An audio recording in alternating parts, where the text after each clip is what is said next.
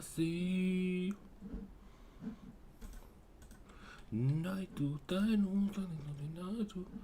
Hopefully nobody hears this part, because I would say that it's kind of insulting. Oh wow, those shorts got like mad views. No views. It's really weird. One of them got 36 views and the other one got none. Hey, what's up, everybody? You know what time it is. I started uploading YouTube shorts. And oh wow, it is wild like what does and does not get views on YouTube. It's really weird. I started uploading YouTube shorts and I put them all up at relatively the same time, and they all kind of have the same name. They all say NFL images of the week for week 6. It's those TikToks that I've been posting, and one of them has 36 views and the other 4 have none. So also I need to find week 2. Like week 2's not in here for some reason. Anyway, started doing that, trying to be more productive, all that shit like that. Shout out to everybody who's hopping in at some point, whether it be in the future or the present, or if you're hopping in the past, shout out to you as well.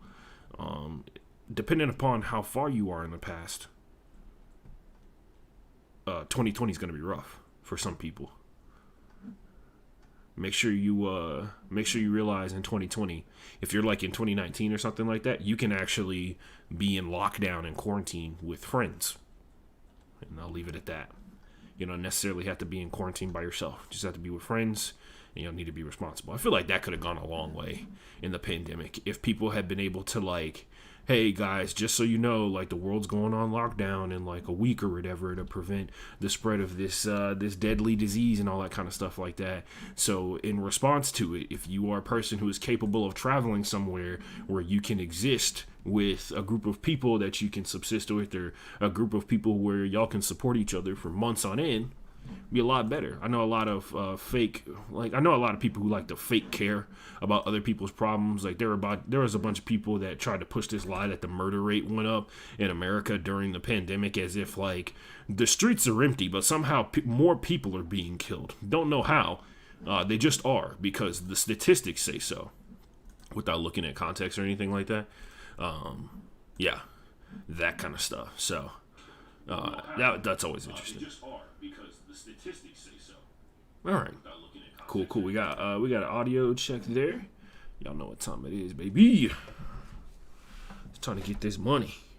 We got the stream popping off here. Let me get these tweets out. Yeah, I know it's a Sunday. Shout out to anybody who hops in on a Sunday. I appreciate y'all. I really do. I love you guys.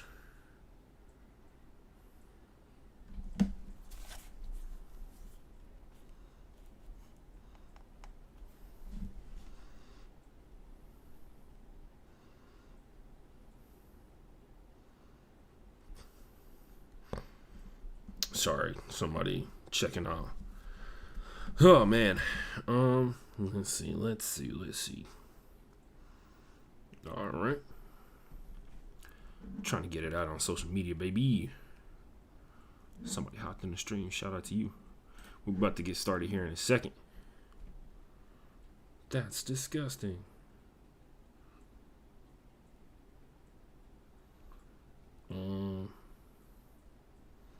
Listen and watch. Sorry, I'm trying to do the copy and paste social media stuff, y'all, so we can get more views, so I can get famous, get rich, and start doing this full time. Well, not full time, but getting paid to watch sports on my own fruition. So I've been working on those YouTube shorts and other stuff too. So, all right, looks like we're ready to roll. We'll do some hydration breaks, especially since I need to drink some coffee. I'll explain why we're doing the show on a Sunday when we start the show. Today's episode is called Revenge Week, because lots of vengeance was had on many occasions. Let's go in my headphones. All right, we got a sound check there, ready to pop off. Hopefully the desktop audio is getting picked up. I probably should have checked that.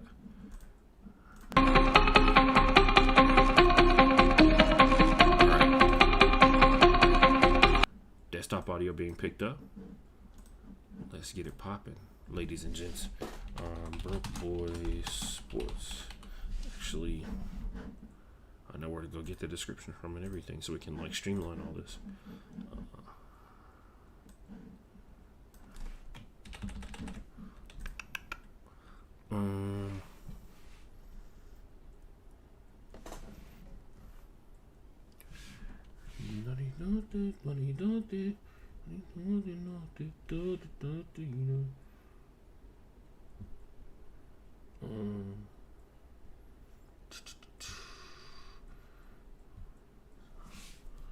Mop it up.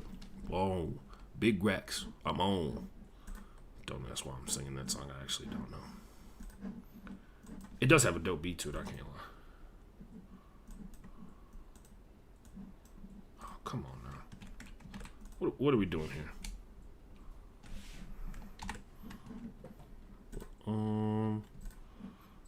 Where's my description? There it is.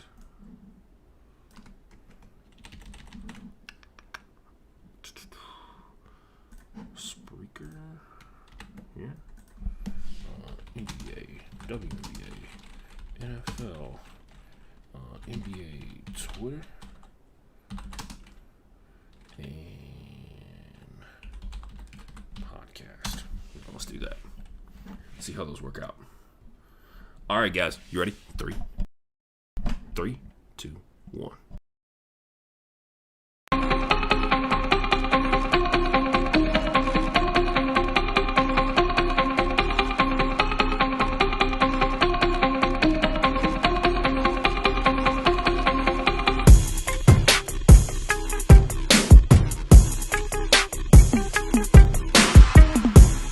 Ladies and gentlemen, boys and girls, and everybody else in between, I'm Ashton G. Lewis. This is the Broke Boy Sports Podcast, and we're here having another good week. We really are. It is a Sunday. It is October 24th, Halloween just around the corner. Let me know what you're dressing up as. I think I told everybody this, but I'm dressing up as DK Metcalf in NFL warm-up. So it's like a crop top hoodie with the spray painted hair and the biceps out and everything like that, and the short shorts, you know. So I'll be doing that for Halloween. So that'll be fun for everyone to get to see my eczema scars, but it'll be worth it for a laugh on my part. Other than that, ladies, gents, people, it's time to get it rolling. It's episode 162. It's called Revenge Week, and you'll see why. A lot of revenge games in the NFL. That's pretty much it. It's pretty simple.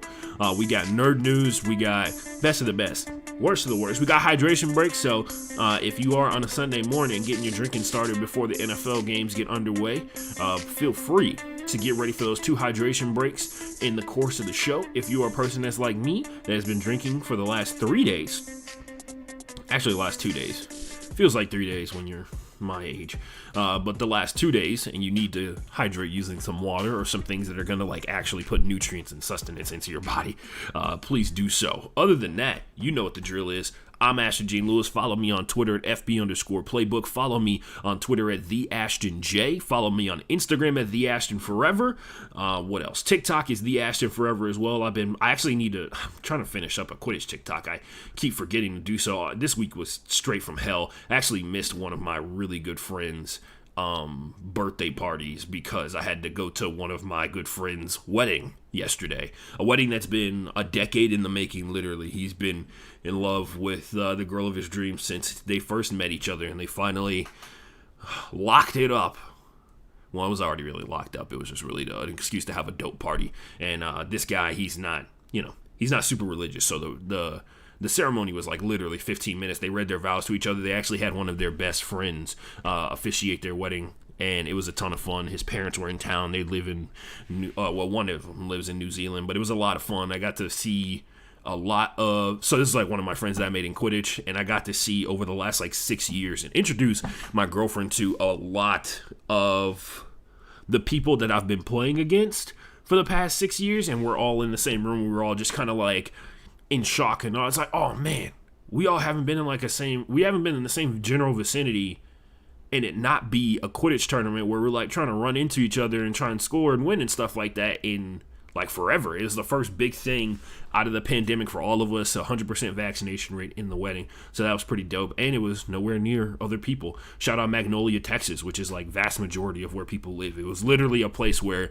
I was thoroughly concerned about where we were going up until we got to where it is. And if you're from Texas, you know exactly what I'm talking about. You're driving on a country road and there's just shrubs and forest all around you, and then all of a sudden there's like this really nice house that would go for $3 million in other areas, but was a lot cheaper because Texas, and also very far away from civilization type stuff. Anyway, we got a lot of stuff to talk about. We need to get it going. We need to get it rolling, ladies and gents. As soon as I find my notes, we're gonna get it popping. Don't forget to follow, follow on Twitch at Broke Boy Sports, and then the last one.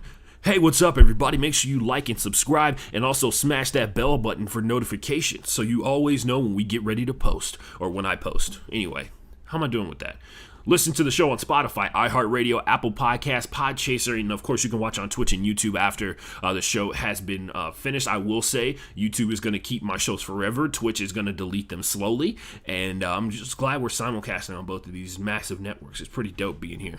Anyway, let's get into it. The show has begun, ladies and gents. Let's have a conversation about some nerd shit. This is Nerd News. It's a segment where we talk about nerdy shit here on the show. I will point out that this week's Nerd News topic is Black Panther 2, Wakanda Forever. Obviously, there's going to be massive homages, I'm assuming at multiple points throughout the course of this movie, in homage to Chadwick Boseman, and then, of course, his rendition of the Black Panther T'Challa. If you remember the legacy of the Black Panther, and if you don't, I'll explain it. So the Black Panther is a title that is passed down from leader of Wakanda to leader of Wakanda. You actually, one of the best animated superhero movies out there, or superhero shows out there, it was a movie, is The Trial of the Black Panther, and it is the journey of T'Challa becoming not only a leader, but also learning what it takes to become the Black Panther. It's not just being stronger and faster and smarter than everybody else. It's got a little, there's something to it in terms of like being a hero. But remember, Chadwick Boseman no longer with us, of course. Truly tragic that somebody so great would be gone so young and be taken away from us, because let's be honest, Chadwick Boseman defined an entire generation of black icons on screen, and from Jackie Robinson to, what is it, it's not Ray Charles, it was James Brown. So get on up, yeah, and defined all those icons and many, many more, and was a part of a lot of great films. Truly talented, immensely talented actor, a guy who is from Morehouse, if I'm not mistaken. Is Morehouse or Howard, but literally a product of the legendary black institutions, right? All that jazz like that, and one of the greatest ever, and gone way too soon. And you know, do your part by reminding people of the legacy that Chadwick Boseman left behind as an actor, although he was taken from us far too young. The reason I bring up Black Panther 2 is because we have seen footage, thanks to a massive dump from from Disney, and also DC Fandom had a bunch of stuff come out where they showed things that are coming up in the future. They showed a snippet of Black Adam, which is going to be dope.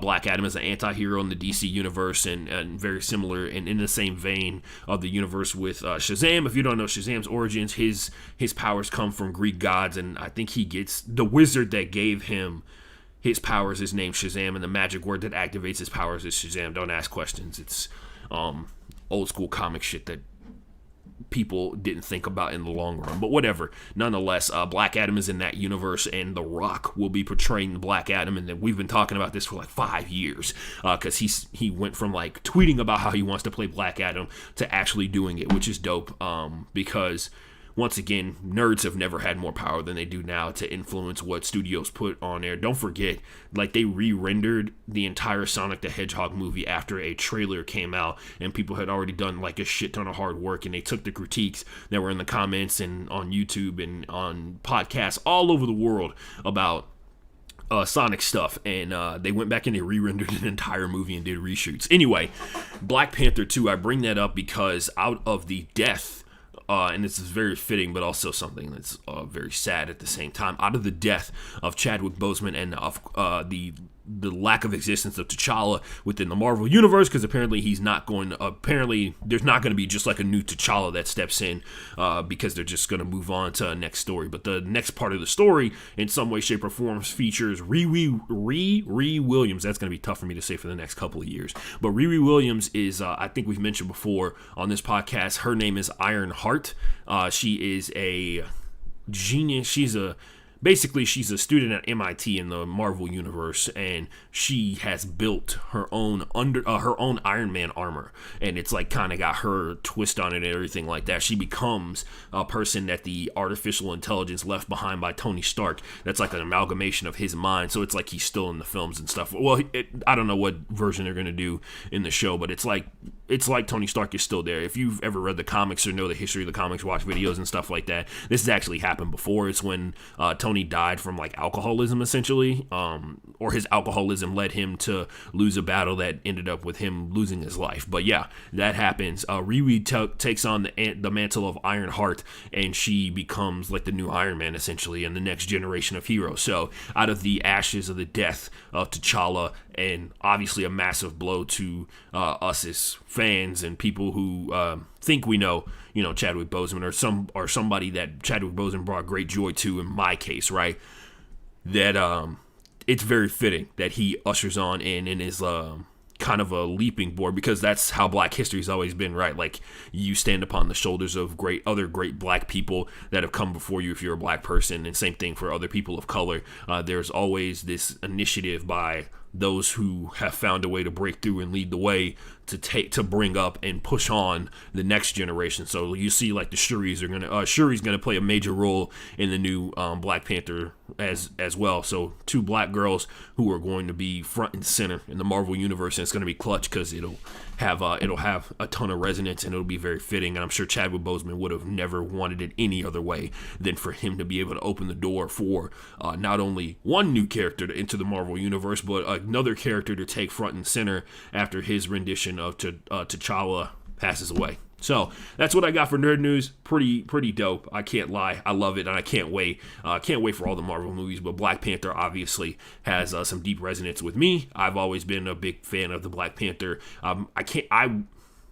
People have hinted that there's a possibility that they do the Illuminati, Marvel Illuminati storyline, which will be interesting because it is one of the biggest moral dilemmas within the world. If you don't know, the Illuminati is it's like a spin-off, right? So it's the collective of some of the smartest heroes on the planet. Like, there's Black Manta, who you'll get introduced, not Black Manta, it's Namor, who you get introduced to as time goes on. But it has Namor, Reed Richards, who is Mr. Fantastic, the stretchy man, and Black Panther, and a couple of other heroes, and they all come to the understanding that universes are entering each other's planes. So like different versions, different planets of the multiverse are entering each other's planes, and they have to make the decision of whether or not to destroy those universes to save their own. And it's a moral dilemma of like, do some of these universes deserve to even live? And so they preemptively go to these universes to destroy them, essentially, to stop them from colliding. They go to the universes and destroy them, and they go down on Earth, and they actually have to deal with the fact that some of the universes are already dying. Like, some of them are like, they're too far gone, and their heroes are either dead or something else has come along, like Galactus has eaten their Earth already and their universe is going to collide or something like that. And then there's other ones that are thriving, and they still have to make the same decision of like, we deserve to live more than you do, and we're going to destroy you for the sake of that. So they wage war for the sake of saving their own universe, and actually it gets to the point where a lot of the heroes can't mentally take it, and Namor takes over, and he kind of like goes on his own path, and he's just like, it's not even a question for me. I'm going to save my universe regardless, and if you don't have what it takes, like courage-wise, to do it, like some hero you are, if you don't have what it takes to go out there and get the dub, you know what I mean? So Namor goes on, and he ends up killing a ton of universes in the process. So it's actually a great moral dilemma, and the way it's presented is amazing. I actually have the comics, so pretty mind-blowing, I'm not gonna lie. Other than that, that's nerd news, ladies and gentlemen. Black Panther paving the way for the next generation of black heroes in the Marvel universe, because as we all know, representation is paramount to the success of any group of people, and truly inspires people to carry on and do things that they didn't even think were possible because they didn't see it. Somebody has to show it to them, or somebody shows them that, and then they can take the next step, and somebody else can take the next step after that. We move on, ladies and gents, to best of the best for this week. And honestly, the Petty Queens, the Chicago Sky, and also reigning 2021 WNBA champion Chicago Sky, had their celebratory parade that for some reason, you tell me, guys, there's a dude that went on the internet, took pictures of the parade route where there were not a ton of people at, and put them on the internet in an attempt to be like, see, like, nobody actually gives a shit about the WNBA, ha ha ha. Hard to believe that this guy does watch the WNBA in any way, shape, or form. Hard to believe that this guy's ever watched the WNBA.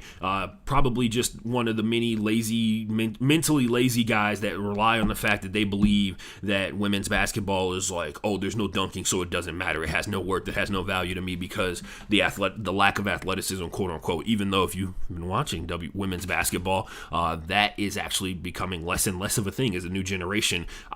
There's a guy that I talked to who kind of was in the same vein, in the sense of like, I only give a shit if it's the playoffs, and I totally understand that because people say that about the NBA, right? And he also pays attention to the younger generation of girl basketball or lady basketball players that are coming up, and he sees that the gap, like, not the gap is closing, but he sees that, like, now that women are getting opportunities to play basketball, like at the same rate that boys do, like AAU and stuff like that, turns out if you give people resources and the ability to compete and the ability to go out there and get better, they get better. Who would have thought? Anyway, the Petty Queens title for best of the best stems from the Chicago Sky's championship parade that they had in Chicago after beating the Phoenix Mercury in the finals, because they took the door that Diana Taurasi kicked in after the WNBA Finals in, like, I think it was media available, or going to the locker room. She kicked in one of the doors on the way to the locker room, and they brought it to the championship parade. And honestly, iconic. Truly is. Next level. Not even petty, really. Petty is like, oh man, we took something. Petty is like actually hurts the other person. That's just straight up funny. That's like high quality humor. And it truly brought a great smile to my face because the WNBA Finals was really good. And it was amazing to see Candace Parker, who went back home to Chicago to go and bring her city a championship where she's from. And she did it. Like, first year in, left the LA Sparks, was the face of the LA Sparks for such a long period of time, and now goes back to Chicago. 1 year in it, brings the rings. Shout out to Candace Parker and the Chicago Sky, and also shout out to whoever's idea it was to bring the door, because quite frankly, that's a piece of WNBA history now.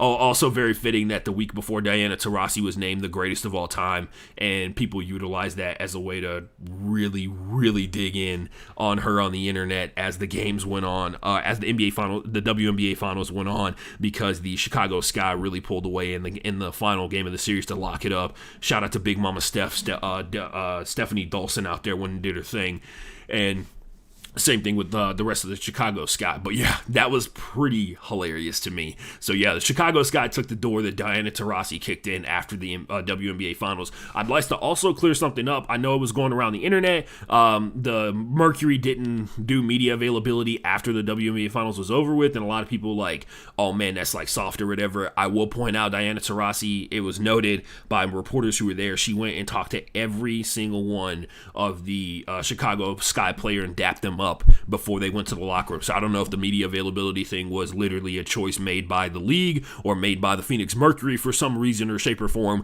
but it was not as disrespectful as a lot of people wanted it to be. And on that note, ladies and gentlemen, we move on to our hydration break. First one of the day. If you're not familiar, if you're new here, we take a quick break throughout the course of the show. I use it to tweet out links and stuff like that. I also use it to drink water, which I need to do a bunch of because last night I tore it up on the dance floor. But at the same time, I was also very, very not drinking water for like long periods of time. So I need to rehydrate before the NFL games get started here today. We are going to give predictions. I am going to give predictions at the end of the show, and we're going to make it happen. So we're going to go to, in honor of my boy getting married, I'm going to play New Beginnings by Christina Gukas. Shout out to her for letting us use her music on right here on the Broke Boy Sports Podcast. We'll be back in 2 minutes and 40 seconds.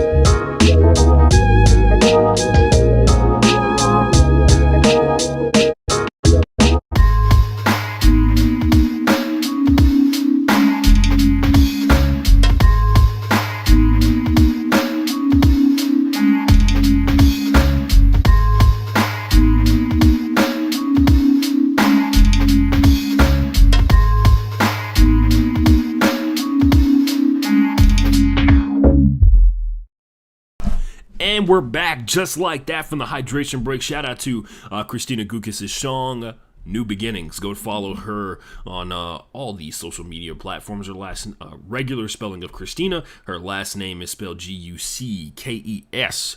Follow her on SoundCloud and on Spotify. Go out there. She makes beats sometimes. So let's see. Where are we at? Oh, here we go.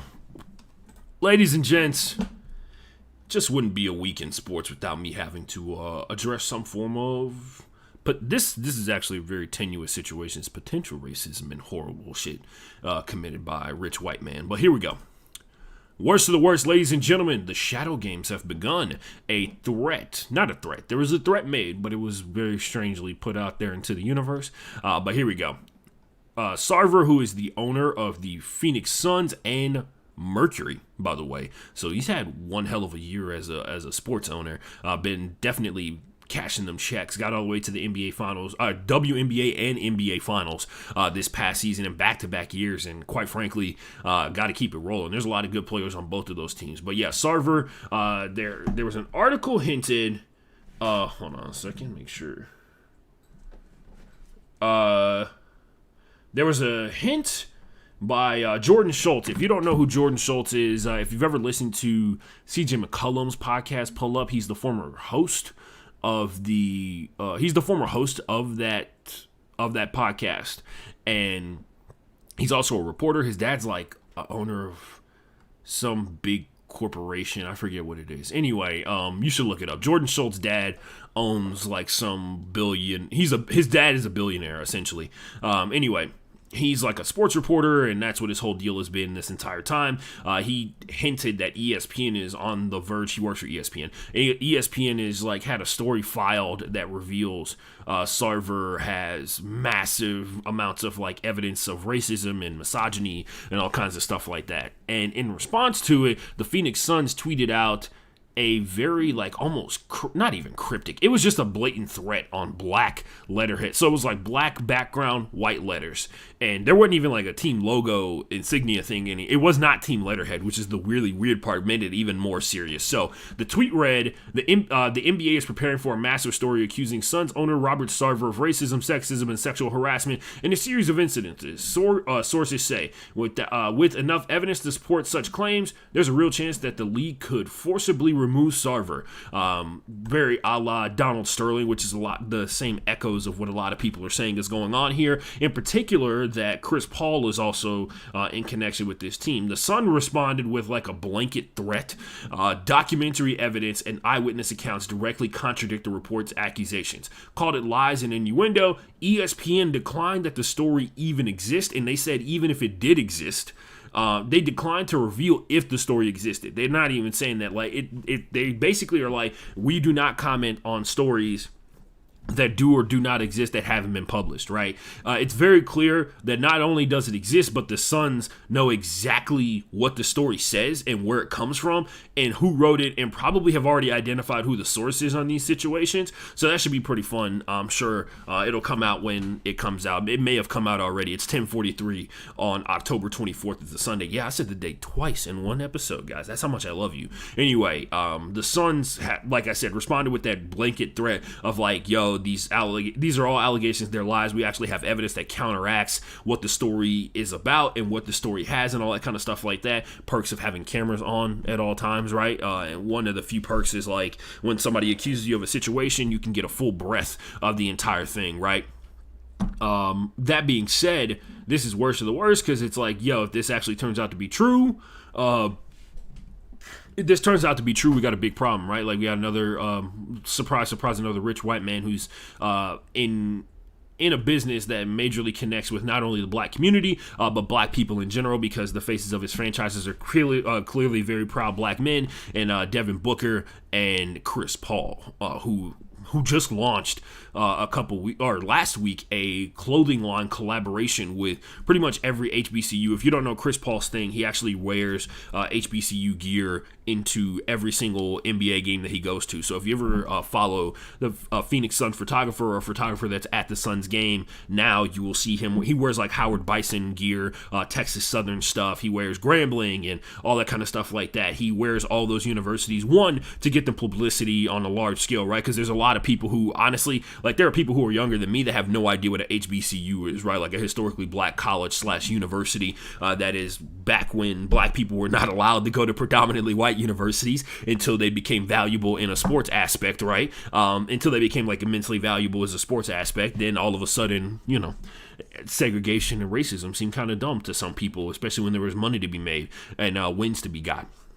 But yeah, HBCUs don't get enough love. There's a lot of them that are severely underfunded in multiple facets of it. And honestly, some of the best band performances in all of college football happen at HBCUs that just don't get credit for it because they don't have the publicity that you see for like the Ohio States, who do amazing things on the field. But like HBCUs, like the Southern Soul, the Human Jukebox, all that kind of stuff like that. All those different bands from across the country that are historically black college and universities that perform marching band routines that are staunchly black, right? Without question whatsoever. They perform radio hits and make them sound amazing. They're dancers up front, they're drum majors, all that kind of stuff like that. That is next level type stuff. And there's a lot of big time universities that try and kind of rip off that kind of deal. But hey, nonetheless, that's kind of the weird situation we got ourselves here. I don't know.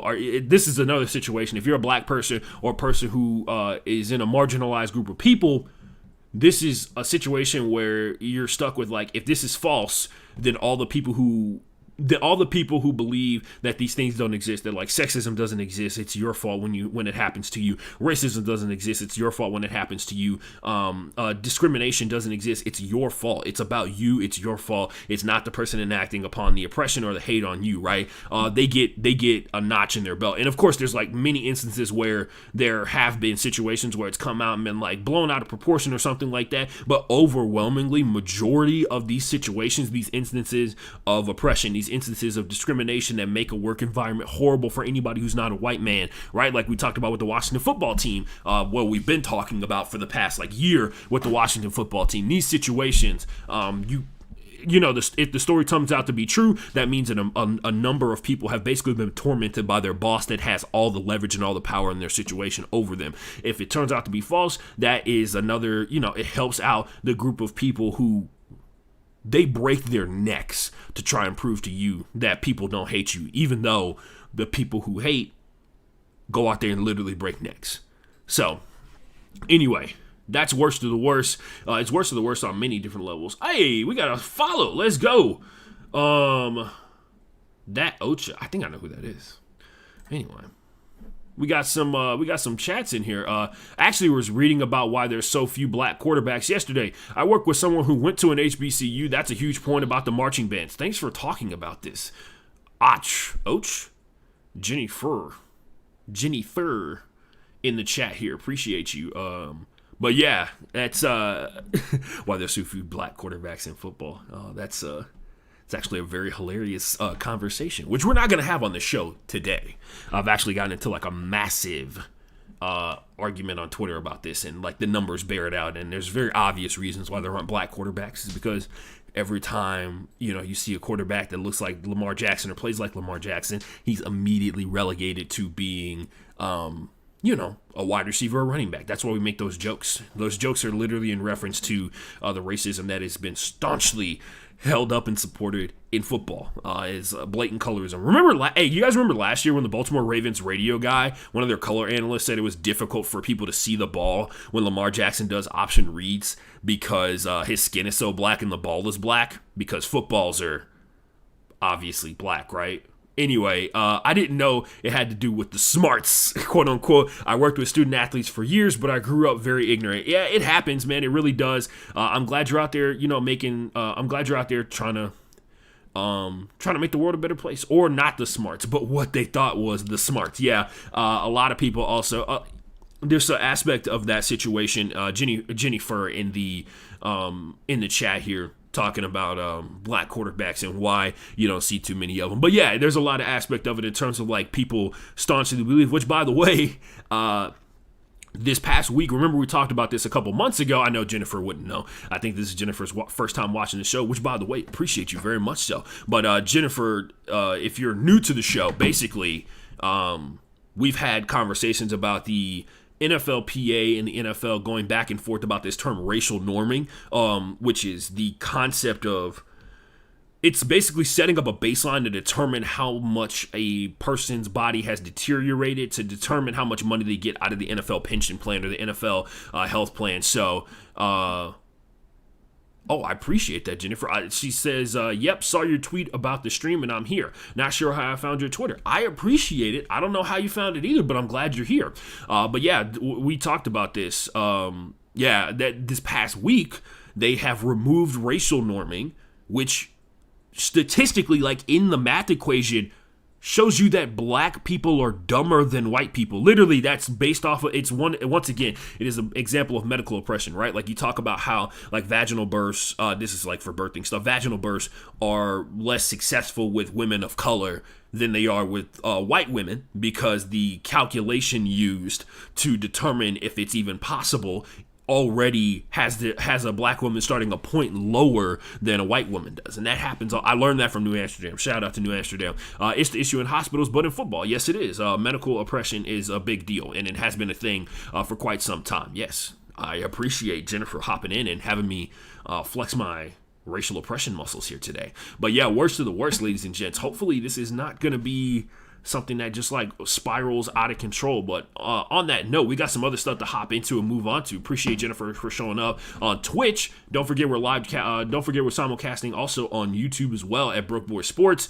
Other stuff we talk about here.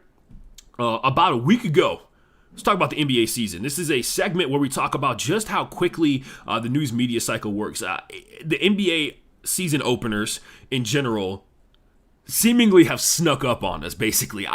We're all focused on football, and a lot of people, the basketball season doesn't start for them until Christmas break and all that kind of stuff, which is right around the corner. So if you haven't gotten your shopping done, do not forget there are major how do I describe it? There are major issues with supply chains right now, like across the world and everything like that. Retroactive ramifications of the pandemic, right? So make sure you get your stuff in early and buy your stuff early because those prices, the prices are going to be cheaper, sure, like later on down the road, but you also may not get them by Christmas Day when you need them. Anyway, other stuff to talk about a week ago, the viciousness of the news cycle. We look at something where it was at a week ago and where it is now.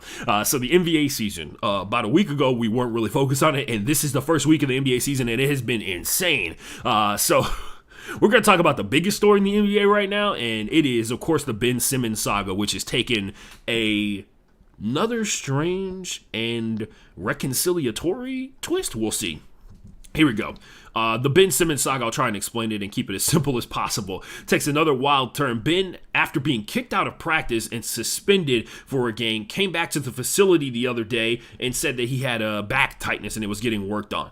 At this point, after Ben Simmons had been kicked out of practice a couple days ago, Joel Embiid had this to say during the press conferences. At this point, I don't really care about that man, and he talks about focusing on the team and all that kind of stuff. We move on to the next day. Shams tweets about Ben Simmons' mental health, that he wants to come back to the team and he wants to play, but he's mentally not there, which, hey, guess what? When you're basically being, like, pulverized and terrorized by every form of media, not only in Philadelphia, but, like, let's be honest, in other facets of the world as well, you are... you're focused on other things. You're trying to get out of a bad situation. You're on a great team. Like, think about that. Like, Ben Simmons is on such a high quality basketball team that the situation is so bad that he wants to get away from it, right? Like, that's a real thing.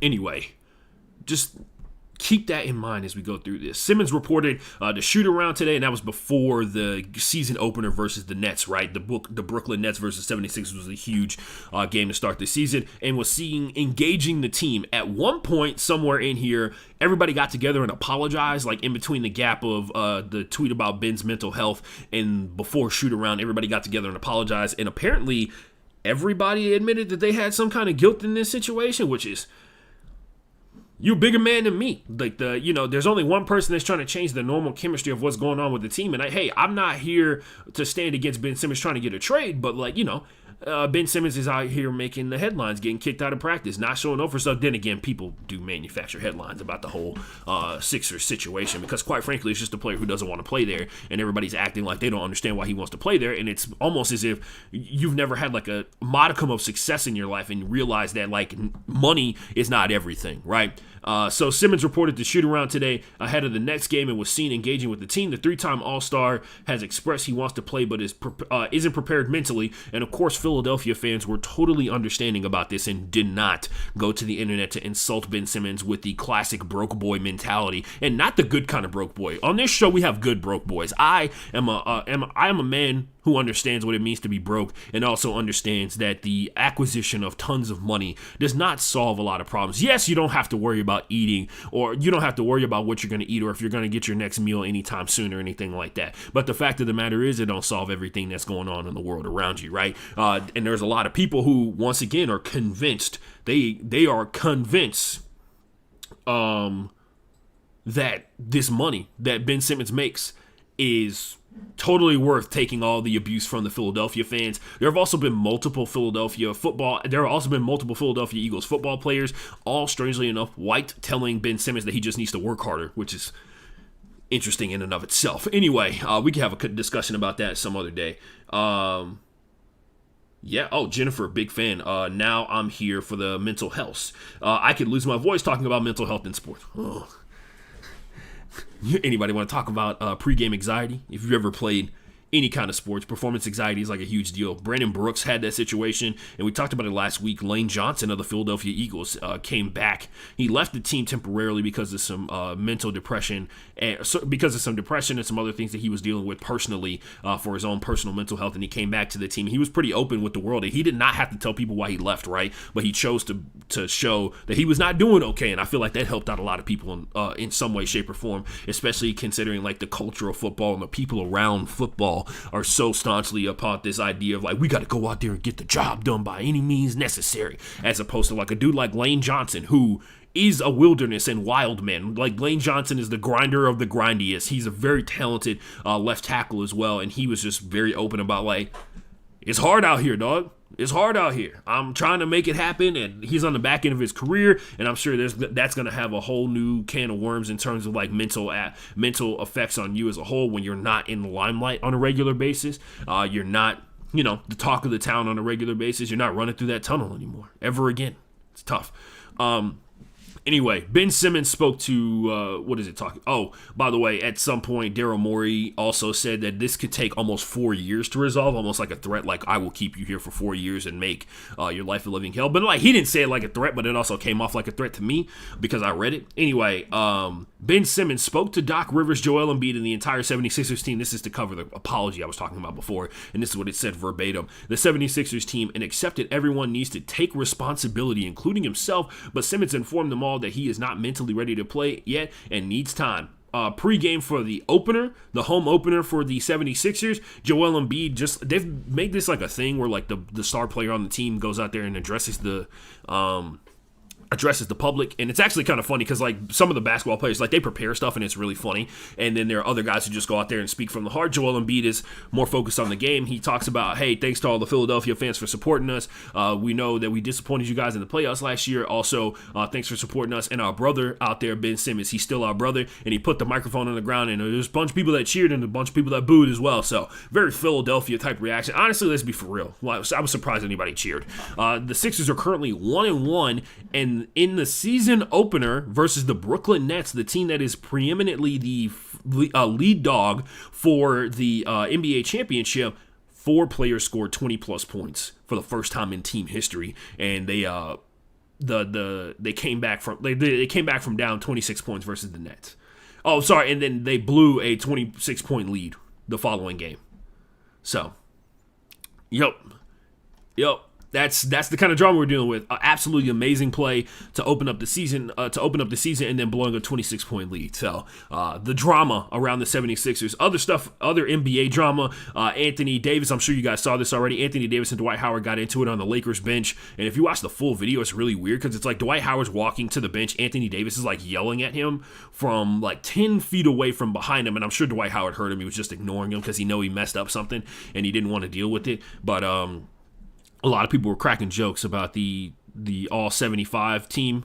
So it's the 75th anniversary of the NBA, so they've named the top 75 players all time in the history of the NBA. And a lot of people will argue that Dwight Howard is one of those people. He is truly iconic, and he is a Hall of Famer without question whatsoever in the NBA. Just people don't like him. So there's something to be said about that. Anyway, they have a kerfuffle on the side. I think this is the second week in a row we've used the term kerfuffle, right? But yeah, back and forth, they get into it with each other, and they scrap it out a little bit. Everybody separates them. Everybody gets super disappointed. Magic Johnson went to Twitter and tweeted about, in all my years in the NBA, I've never seen anything like that, like a fight on the bench. And I was like, you've probably seen plenty of fights in the locker room, though. I mean, they're like maybe only a couple 100 feet apart, right? The locker room and the bench. Does it make a difference? I'm kidding. Other stuff in the NBA, Harrison Barnes in the season opener, this lost Splash Brother Harrison Barnes, yes, that one, knocked down 8 3-pointers in a career high to beat the Portland Trailblazers just randomly. Like, nobody talked about that as much. Jared Allen is the first player in the season opener for the Cleveland Cavaliers who are winless, but actually they won last night. I take that back. They are 1-2. Jared Allen is the first player in NBA history to go perfect from the field with over 10 field goal attempts. He actually went 11 for 11 from the field. So he did that for the first time in the NBA season opener, showing up and showing out. Jared Allen, the victim of the late season trade to get James Harden to the Brooklyn Nets. So the victim, obviously, because he got sent to Cleveland. The top 75 list has everyone pissed off, and it's definitely Dwight Howard. I will say, I personally, I looked over the list and I checked it like 4 times. Bernard King is not on there, like one of the greatest Knicks of all time, and it's very strange to me, but I'm sure people have arguments against that. The Knicks hit 24 3-pointers in a blowout win over the Orlando Magic. Like, Tom Thibodeau's probably over there super pissed that people are not going in and getting those high percentage shots like those layups. And also, I'm pretty sure that everybody's already played too many minutes. The season just started and all the Knicks players have played too many minutes. And this is one thing to point out and one thing to pay attention to, folks. One thing about a Tom Thibodeau team, that first year is nice. Just like Chris Paul, the first year is nice. That second year is when the stuff that was the stuff that was annoying that you overlooked because you were winning starts to become like a problem. So we'll see how that goes. We're early on in the season. They got a lot of wins. Julius Randle is the perfect lead dog or leader for the New York Knicks because he garners a lot of respect and he goes out there and he puts the work in, baby. We'll see how the season shakes out for the Knicks because once again, it looks like 2 years, like how many times have you seen the Knicks have 2 successful seasons in a row, right? So we'll see how this shakes out. And we also all learned that Klay Thompson is a pirate. He rides a boat to work. Like, legit, this was in the Washington Post. It was an article about how Klay Thompson rides a 37-foot boat to work. Like, to play NBA basketball. He rides a boat to the bay, through the bay to the new arena every day to work.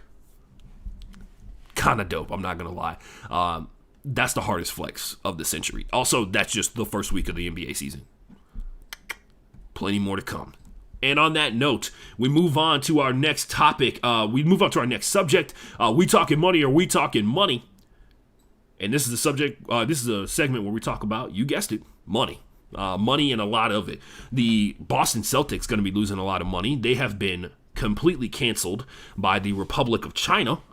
If you don't know, the Republic of China does not take well to people questioning any form of their authority whatsoever. The Rockets had that situation where Daryl Morey tweeted out, free Hong Kong, and then subsequently every white conservative has not shut up about it ever since, right? Because Daryl Morey chose to speak out about it, and then they asked for LeBron's comments, and LeBron protected his money interest, which, by the way, from what I understand about rich white people, they do that all the time. So it's really weird how, like, everybody's breaking their back to pretend as if we all, one, don't live in a global economy where we all know that we heavily depend upon China and other countries that China has major influence on to get resources, and they depend upon us, and other countries depend upon both the U.S. and China. I do have a friend who is stupid enough to continuously make fun of people who, like, kowtow to China, and I'm like, I don't think you understand how power works, and maybe that's the problem. So moving on. China has a history of canceling teams that they don't find amusing, that question their authority and question their power, taking those teams off of CCTV, which is the only news network, the only TV network in China, right? I believe that's how that works. The only TV network in China, and they removed NBA teams from the literally like the entire nation of China and all of its like colonies cannot watch the Boston Celtics this season because Enes Kanter released a 2-minute video saying basically centered around free Tibet because China has been oppressing and, let's be honest, committing human rights horrible actions against Tibet for quite some time. Same thing with Hong Kong, who wants to fight for their own freedom, and a lot of other countries like the Uyghur people. Hopefully they don't cancel my podcast in China, but I'm sure they already have. It's all good. But yeah, he wrote that. He made this video, and then he also wrote Free Tibet on his sneakers. And because of that, they have now pulled the Boston Celtics from Chinese closed captioning TV. Boom. If you're not familiar with Enes Kanter, let me give you a little backstory here. Enes Kanter is a player for the Boston Celtics. He played for the Portland Trailblazers last year, and quite frankly, his defense has gotten a little bit better as time has gone on, but for the most part, Enes Kanter is like one of the best scoring centers in the NBA, and it's kind of been his deal for a long, long time, right? Other stuff to go along with that, Enes Kanter is from Turkey. You'll understand why that matters in a second. Enes Kanter is from Turkey. He stands out and he speaks out against the Turkish government on a regular basis. Why is that a problem? Turkey has an oppressive regime, and they don't like sorry, they don't like it when people speak out against Turkey, So that being said, they've done one thing. They've done a couple things. So far, from what I understand and what I've been watching for like the last couple of years, at one point, Enes Kanter, first of all, is exiled from his home nation. He can never come back. He can never come back home as of now. He can never go back to his home and see his family. His family is constantly being surveilled and watched by the Turkish government. His father was recently captured. I think it was for like 2 years by the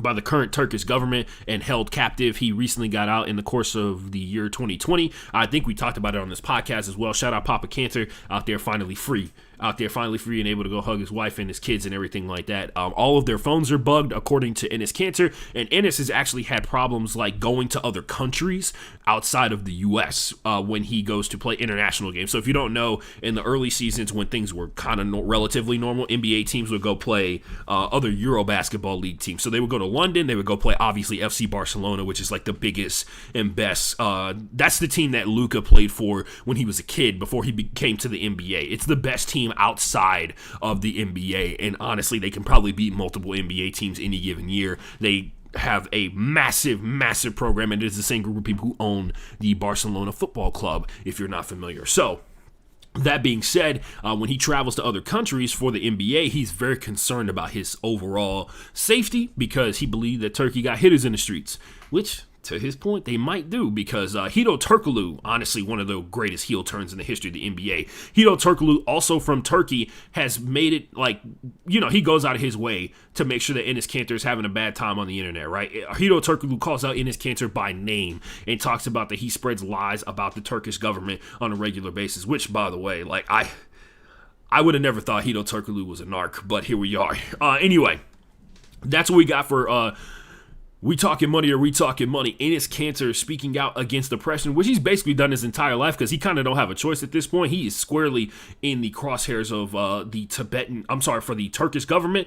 Why not add China to the list? He has gotten the Boston Celtics pulled from CCTV in China because of his efforts and support of the nation of Tibet as they seek just basic human rights.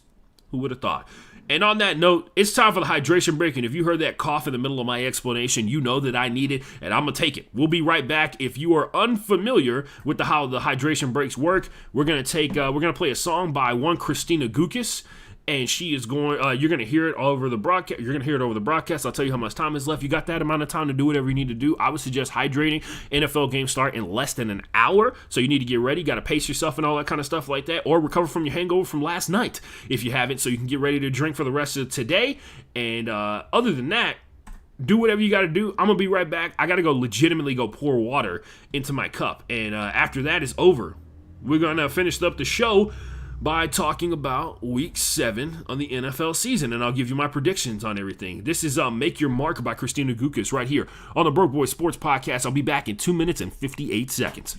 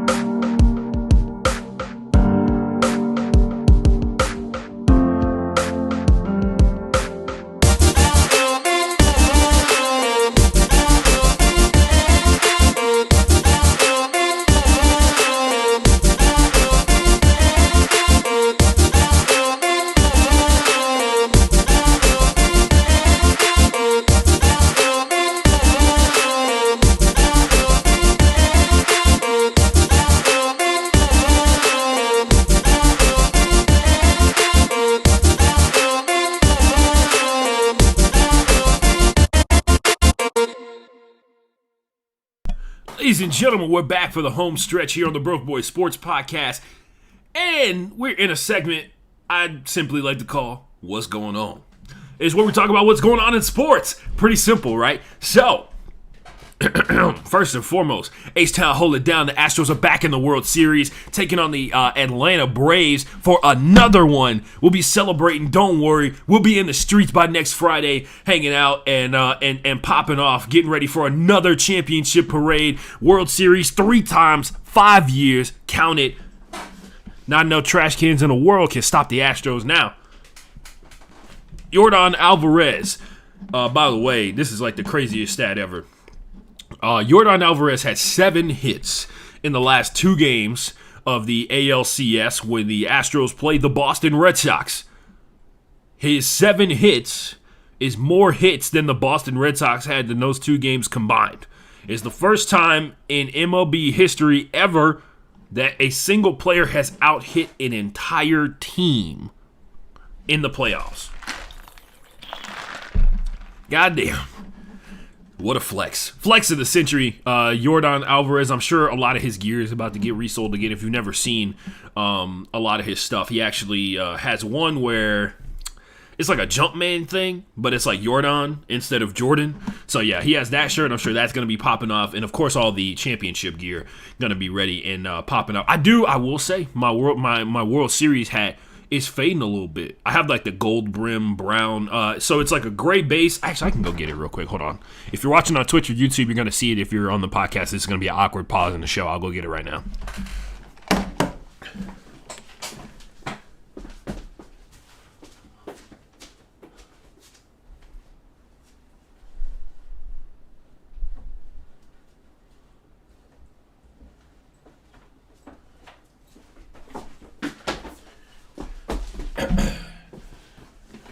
I've returned. Put the headset on. Here we go. Championship hat, baby. So I got this one, obviously, when they won the World Series a couple years ago. And it is probably one of the nicer hats I have, which is probably why I wore the shit out of it. So if you see here, it's got like the rose gold brim around it, and it's kind of scratched up a little bit there. But it does have the trophy, has the team logo right here. It's a New Era hat. Shout out New Era. They make really high quality stuff, I'm not going to lie. And this is also like the championship hat they wore on the field. It's got the World Series logo underneath it. One of my favorite hats, hands down. As I toss it away. That being said, that's talking baseball here on the Broke Boy Sports Podcast. Can't wait to watch that. Another championship. As a guy who's been alive for 29 years and witnessed one championship in the time and spans that he wasn't. I was like 3 years old when the Astros won the back-to-backs. So I kind of don't count those because I wasn't aware of it. So there's been one championship won in a major sport here in Houston since I've been born, essentially. And it was the Astros a couple years ago. Very sad. Don't remind me. Other than that, let's talk about some football. Let's get these picks in, ladies and gents. We're going to get some live breakdowns. We're at 11:15 on October 24th on a Sunday. So if you're listening to this, it's very, very time-sensitive information.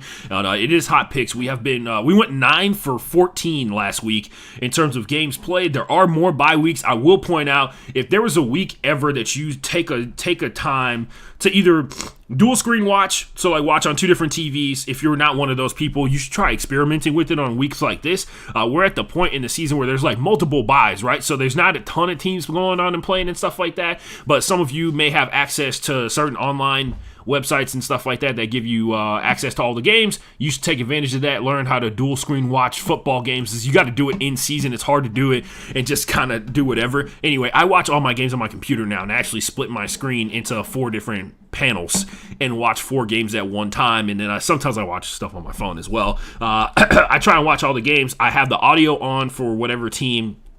Like if the Seahawks are playing, I have the audio on for that. If the Texans are playing, I have the audio on for that. So, being said, this week there's a lot of weird matchups and a lot of close ones and a lot of potential blowout type situations. There's a lot of evidence to be gained, and we'll talk about what you can learn as the time goes on. Sorry. Washington football team at Green Bay Packers. So they're going to Lambeau Field with Taylor Heineke. Haven't heard anything about Ryan Fitzpatrick coming back from that hip injury, which is disturbing on a lot of facets because Washington just kind of got forced into playing their starter Like, they got fortunate playing their backup indefinitely, which is a terrible place to end up at because the Green Bay Packers, I don't know if you guys have heard this or not, are very, very good at football. I'm interested to see how this one will show up. The Packers, this is like a situation where they blow the team out, right? Like we've seen consistently, if you can't get pass rush versus the Green Bay Packers, which Washington has been a little sketchy, right? Like they've been up and down in terms of how they've been able to generate pressure throughout the course of a game. Aaron Jones is the Packers offense is so well balanced, despite the fact that technically their wide receiver core is just one guy and everybody else. Their ability to run the ball just as well as they pass it is invaluable in terms of balance. They're one of the most balanced teams in the NFL, and their offense is probably going to be on display here as this one goes along. This is a good test for the Packers defense because they should go out here and be able to shut this down. Like all this action, they should be able to go out here and shut this down because the Washington football team has, for some reason, decided to try and force Taylor Heinicke to go out there and make magic happen, right? Last week, we saw him play against the Kansas City Chiefs, and maybe it was just an aberration of going up against a great quarterback. Well, guess what? Taylor Heinicke's going up against another great quarterback. Many would argue one of the greatest of all time quarterbacks in terms of not only the Green Bay Packers, but of NFL football. So he's got Taylor Heinicke out here. Last week, they threw like 47 passes with Taylor. Hopefully they don't fall into the same trap of trying to like throw their way back into a win. I'm going to be watching this game because I want to see how the Washington offense is functioning. I'm very interested to find out why like Scary Terry's not really tearing it up this season. Anyway, moving on. I'm taking the Packers in that one just because the better team overall. And then on top of that, Green Bay's won multiple games in different ways throughout the course of this year. I have not seen them since... No, I watched them last week. When they played the Bears. The Carolina Panthers at the New York Giants. This is interesting because many would argue these two teams are kind of similar in certain ways, and then they're very different in a lot of other ones. Like coaching staff-wise, their opinions could not be further apart in the coaching staff. Young coaching staff on that facet, right?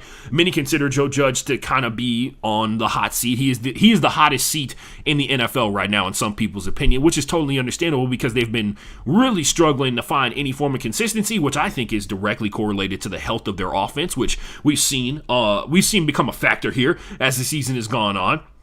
Darius Slayton is back today. Sterling Shepard apparently is a game-time decision, so their top two receivers are back. They were literally on their like 6th and 7th receiver out there, and Kadarius Toney was playing hurt. Actually didn't finish last game, and you can tell that he's hurt because he has the tape outside of his cleat. That's how bad the ankle sprain is because he needs to hold it. Literally, he needs it to be physically held together. The Carolina Panthers at the New York Giants on this one. I'm banking on the defense of the Panthers to come up big in this, and honestly, the Panthers' offense versus the Minnesota Vikings, which the Minnesota Vikings are a well-balanced team. The Giants are not a well-balanced team. They are not going to have Saquon back until like week 9 of the season, which is what reports are saying now, but who knows when he'll be back. But yeah, that high ankle sprain, man, is no joke. I had one this past summer, and I definitely had like microfractures in my leg. So that could definitely be it and be diagnosed a high ankle sprain. But yeah, the Panthers at the Giants, I'm definitely banking on the Panthers defense to come up big in this one, especially considering the Giants offense has been up and down, mainly because the personnel has been sketchy. But yeah, this is going to be one of those games where the defense buys a lot of time for the Panthers offense to pick up and get some and build some steam here. And maybe Chuba Hubbard looking decent last week will help as they try and figure out how to work around not having CMC again. The Falcons versus the Miami Dolphins. I actually expect a lot of points in this game for some reason. I personally will be picking... I'll be picking the Atlanta Falcons, which I feel like is a major mistake, especially in Miami. You know what? I'm taking the Dolphins. I'm not playing these games. I'll take the Dolphins in the upset. I'll take a little chaos magic here. And on top of that, what would be the absolute worst case scenario for the Dolphins after having a week where rumors are swirling that they're trying to get this Deshaun Watson trade done by like next week or whatever, than for Tua Tagovailoa to go out there and beat an Atlanta Falcons team so that people could talk about not all wins are created equal in the NFL, as opposed to talking about like Tua is improving in some way, shape, or form. And also a lot of people don't really address how poorly built the Miami Dolphins are. We'll see what happens in this one. The Falcons pass rush is going to be a big factor in this because, once again, if you can take advantage of the fact that the Miami Dolphins have one of the worst offensive line in the NFL and pass the ball more than anybody in the NFL, that's a bad combination of things, by the way, in case anybody was wondering. And that's a thing for the Dolphins. I'm gonna watch this game as well. I'm interested to see how the Falcons function against the Miami Dolphins, and also I'm having a difficult time getting a grasp on whether or not the Dolphins defense is actually good this season. So we'll find out. We'll find out together. But yeah, I'm banking on the Dolphins to come through on this one, mainly because the Falcons love to give games away. And they will try. They will break their necks to try and give you that win. The Kansas City Chiefs at the Tennessee Titans here. This is probably going to be the game of the week for a lot of people, mainly because this is going to be I know the offenses are going to be the big point of view and the big perspective on this kind of stuff like that. I will point out the biggest issue that the Titans have had is finding their offensive coordinator, basically finding their groove in terms of like when to run the ball and when not to run it. I'm going to be very interested to see what the approach is here today. Are they going to try and run through the Kansas City Chiefs, or are they going to try and do what they did versus the Bills? And that's, of course, like force the deep coverage downfield with their like crazy talented wide receivers, right? Like A.J. Brown and Julio Jones are fucking amazing. But everybody outside of that is a little bit of a struggle. They've used 8 wide receivers. No. They played 6 different wide receivers on multiple offensive snaps last week. I think the lowest percentage that a receiver for the Tennessee Titans played last week was 15%. And there were multiple players who had like 30-something percent, which is a lot. But time goes on and things get... this is the question of like, are they going to choose to try and like run this ball down their throat to keep Patrick Mahomes off of the field, right? But they do have the most explosive run game in the biz right now. That's just facts. Kansas City, this is the matchup of really... The matchup that's going to be interesting is like what the two defenses do in this game, because the Chiefs have shown the ability to go out there and force turnovers. The Titans have shown the ability to get stops in certain situations. They have really struggled in terms of like generating pressure versus opponents. Same thing with the Chiefs, right? And that's one of the issues that they've had, because the pressure puts way more... The lack of pressure puts more pressure on what, everybody? The secondary to go out there and cover for long periods of time. And so whoever is able to get pressure, guess what? These are two of the most mobile quarterbacks, two of the best passers on the run in the NFL. And by the way, sneaky thing here, Ryan Tannehill and the Kansas City Chiefs are like, Ryan Tannehill is one of the best fourth quarter quarterbacks in the NFL.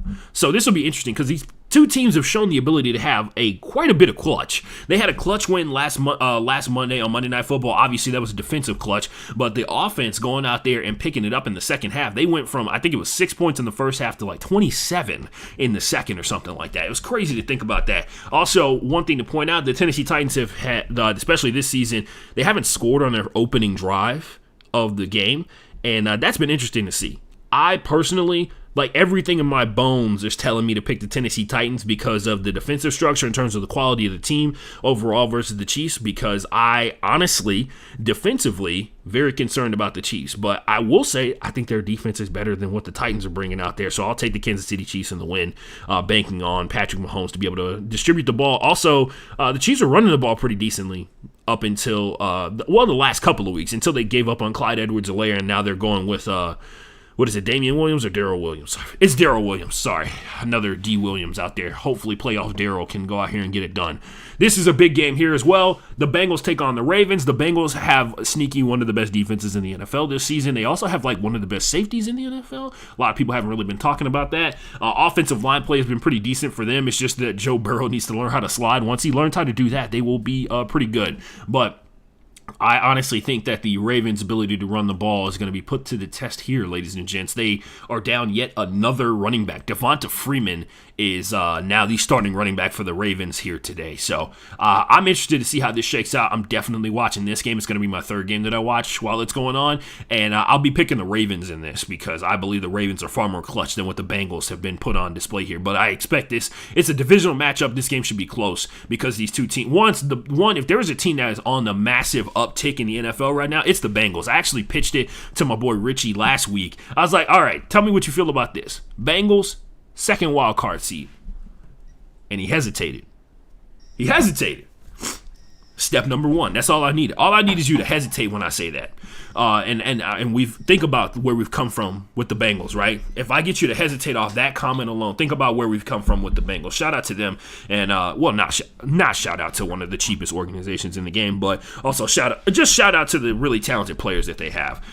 These are the late afternoon games. The Eagles are taking on the Las Vegas Raiders. The big thing to take out of here, there is the interim coach is still in control here. They did get the stereotypical interim coach win last week versus the Denver Broncos, and we broke that game down last week on Actually, we broke it down on Wednesday on the NFL Only podcast, where we talked about exactly how that situation came about, and also we talked about how the score is a little deceiving because the Broncos were definitely on a potential game-tying drive, and then Teddy Bridgewater threw the ball to another Raiders player. So I think the Eagles are going to dominate this game. Yeah, I'll take the Eagles in this one, and that's... I can't tell you how many times I've been burned by the Eagles because their coach is just... I've never wanted to strangle a football coach more than I want to strangle Nick Sirianni. Not that you guys know what I mean. I mean it is like in a joking manner because the desire to not run the ball is actually really frustrating. Considering like there's a lot of evidence to show that Miles Sanders is a really good running back and he just chooses not to use them. So maybe he's trying to wait for Tractor Cedo season. Maybe Miles Sanders is going to blow up in the back half of the season. Got a lot of phlegm today. I think that's a product of not being properly hydrated, everyone. And also, like I said, Darren Waller, game time decision. Don't know what that game time decision is. It's probably going to be announced here in like 15 minutes or whatever. We'll be off air by then. But you should check it out on Twitter. If you don't know how to do this, you should type... One, you should look for ESPN's inactive article. Literally everybody posts the inactives every day. It's free engagement. It's like 20 minutes before the game start, you have to announce who your inactives are. You can just type it in on the internet. Like you can just type in inactives week 7 or inactives on Twitter, and the first thing that'll come up is the current inactives that have been posted by each one of the teams. So check that out if you need to. The Detroit Lions at the LA Rams. Revenge game, everybody. Revenge game. And revenge probably going to be pretty sweet in this one. I saw an article about how the Detroit Lions want. I don't think the Detroit Lions have ever been so excited for a loss than the one that they're going to take in this one, because they want Matthew Stafford to succeed. They want him to go out and do bigger things. They want him to graduate long beyond the shackles of the ghost of Henry Ford and go out there and be successful. I'll be taking the Rams because they are the significantly better team. And honestly, are the Lions broken? Like spirit-wise, I guess we're going to find out today. There's a lot of money on the line, so they're going to play hard and all that kind of stuff like that, but is the spirit broken and the body willing is what we're talking about here. I guess we'll find out. The Bears at the Tampa Bay Buccaneers. The Chicago Bears taking on the Tampa Bay Buccaneers here. We've been seeing recently that the Bears' young quarterback Justin Fields has really been on the struggle bus. You know what's going to definitely not help with the pressure on the struggle bus? The offense that puts the most pressure on the opposing offense to go out there and score, to keep pace with it. The Bears defense is probably going to get a ton of stops in this game, and it's going to come down to whether or not the offense can get a drive going. The turnover rate is probably going to be, the only way that the Bears are going to win this game is if they take the ball away multiple times versus the Buccaneers, right? Tampa Bay has had a ton. They've had the most passing attempts this season in the NFL.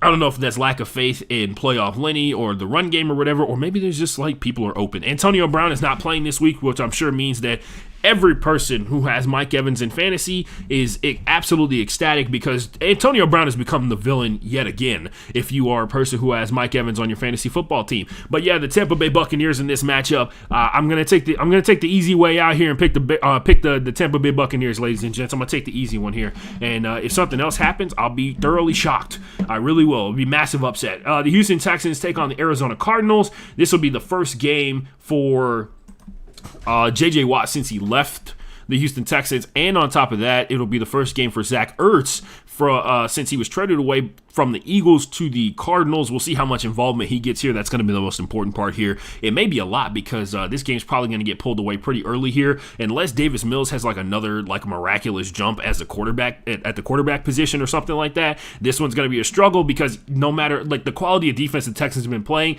pretty decent. But the fact of the matter is the defense is constantly under pressure to go out there and make plays at like a supremely high level, right? So they are constantly being pushed to go out there and get a stop every single time that they're on the field, and that means that they can't make mistakes, and that's just not going to happen versus the Arizona Cardinals. Especially if you're not able to derive up or get any kind of pressure. I will point out I'm interested to see how long it takes the Cardinals to figure out that the objective is to throw the ball over the middle of the field into the cover, into the soft spot of the cover 2 that the Texans are just going to run all game. Who knows? By the way, shout out Whitney Merciless, long time here in Houston, draft pick way back in the day. I think 8 years here in the league. 8 years here in Houston. He was released earlier this week as the Texans continue to try and turn over the roster to put the team in a position to succeed like later on down the road. Who knows? But Whitney Mercilus is now a Green Bay Packer, and I don't think he's gonna. He's playing this week. He is. Whitney Mercilus is going to be playing this week for the Green Bay Packers and join a group of pass rushers that, quite frankly, they need as much help as they can possibly get. They really struggle with depth across the board. Like I said before, they had Zadarius Smith on IR, and they're waiting for him to come back. He actually had back surgery, and his season is kind of in danger. I think, is it in danger or is it over? I guess we'll find. I'll check it in a second. Anyway.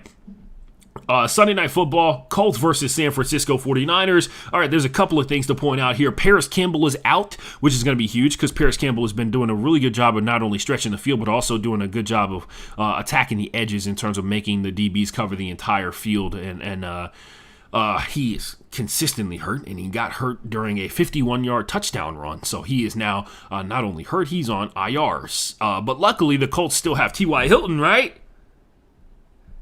They don't. He hurt his quad. So, this is a bad situation for the San Francisco 49ers. They've lost two of their best wide receivers out there. This could be a really big Mo Alley Cox game because, quite frankly, I'm going to be interested to see who can get open.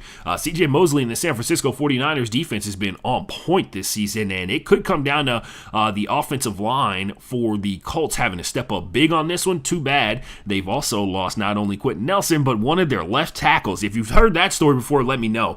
This is going to be bad. I think this is going to get ugly for the Colts out here. I expect the San Francisco 49ers to win, especially since Jimmy G is back, which means some of the basic level plays that the 49ers are capable of making are going to go out there and get made. The Colts defense is going to have a ton of pressure on it to go out here and succeed every time they step out onto the field. Trent Williams is not going to play for the 49ers. That's going to be huge. Trent Williams is the number one offensive lineman in the NFL right now, according to PFF, and really Hall of Famer in the making, let's be for real.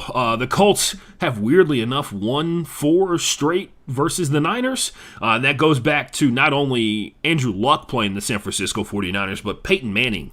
The last time that the Colts lost to the San Francisco 49ers, it was the year 2001.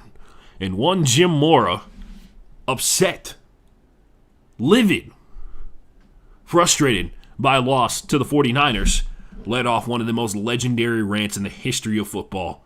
Playoffs? Yeah, legit the last time the Colts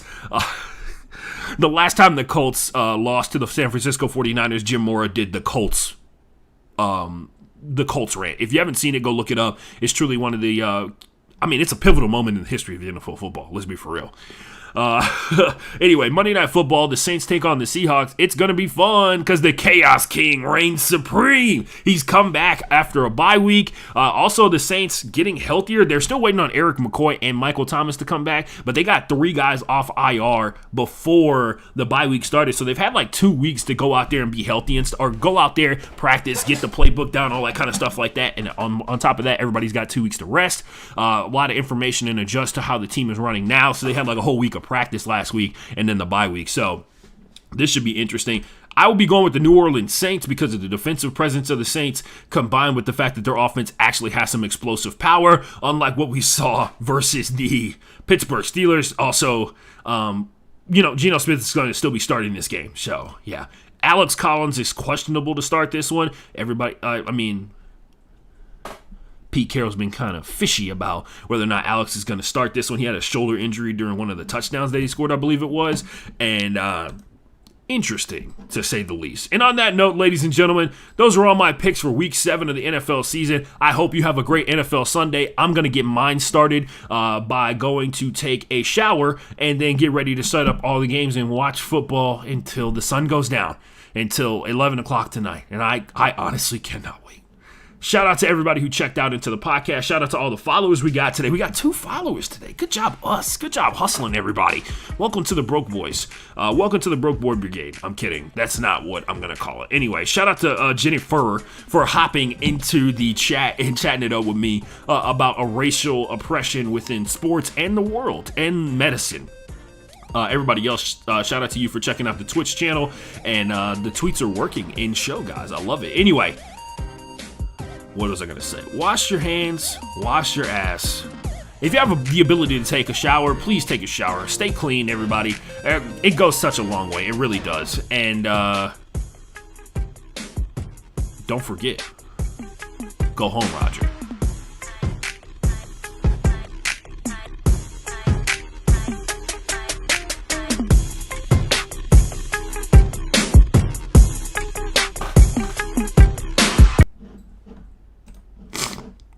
Man, we had a good day today, guys. I'm not going to lie. I was really worried about doing the show today of all days. Sunday's a bad day to do it, let's be for real.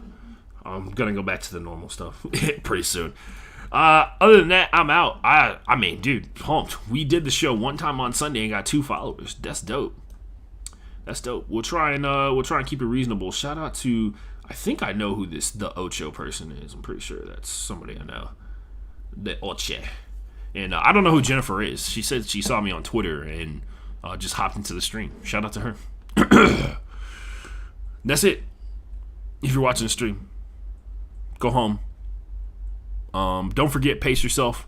There's not a shit ton of football on, but there's no reason to get absolutely wasted on a Sunday. Get a little buzz going, especially for Sunday Night Football. Sunday Night Football should be interesting because that's a really good matchup, honestly. The 49ers, a team that is staunchly kind of stuck where they are, which is weird. And then the Colts, a team that is counting every single snap that they possibly can for Carson Wentz to get these draft picks. And then on top of that, the Colts have kind of been on a hot streak lately. They've been looking decent. They did play 2 bad teams and eked out wins versus, well, not eked out. They went out there and they won, right? They beat the Dolphins. They beat the Texans. They generated 4 turnovers. By the way, Darius Leonard has like 4 straight turnovers. Like 4 straight games with a turnover generated. It's crazy, man. Dude's so good. Just wish he was vaccinated. Don't know if he's vaccinated, but he did come up with some BS about like how he talks to people about it every day. Like, no, don't talk about it, be about it. Do you? Anyway, shout out to y'all. Appreciate y'all. Later. We'll be back, Wednesday? Wednesday for NFL Breakdown. If you got questions you need, oh, wow. Let me do it on the stream since I forgot. Somebody actually wrote in a question for the show, and I'll do it now. Hopefully they watch to the end. We'll see. You gotta watch it. Maybe I should just start doing the questions last on the stream. Anyway, oh damn, where is it?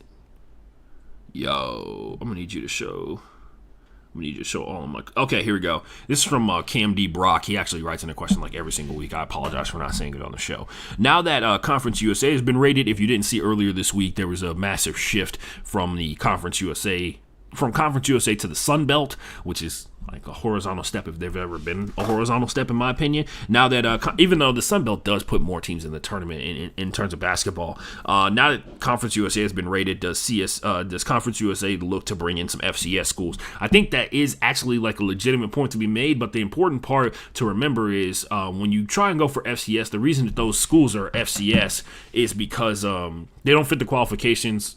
Sometimes they don't fit the qualifications to be a true Division I school, right? Which, by the way, the only qualification for being a Division I school is having a certain amount of Division I sports, or just a certain amount of sports on campus that are sponsored by the school, right? So that's why, and of course, like being in compliant with Title IX, everybody has been compliant with Title IX across the board. But the fact of the matter is that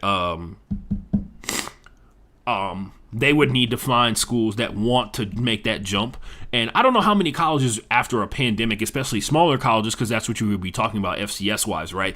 Those smaller colleges are really going to be like, you know what we're going to do? We're going to take money from our, boosters and add it to the athletic program so we can be Division I without having the infrastructure to go out there and recruit high-quality football players or basketball players or anything like that, which, of course, takes even more money. And if you're not getting the universal theme here, the money becomes like the biggest issue in terms of these smaller schools being able to make that giant leap. And I think that that's something to be said in terms of they would have to add sports that they've never had on campus, which of course is massively expensive because they're not going to get like a ton of attention to begin with, and more than likely they're going to be very bad for a long period of time before they can make that leap. And it's going to be difficult. It's going to be a hard sell for like an AD to be like, hey, I need millions of more dollars to start a new sport so that we can go to this other conference and potentially get more money. Don't know how much more money because it does depend upon naturally like what the conference can generate and everything like that. But somebody's got to crunch the numbers and see if the addition of a new sport on campus can outweigh the benefits of being can be under the amount of money that is earned being in another conference.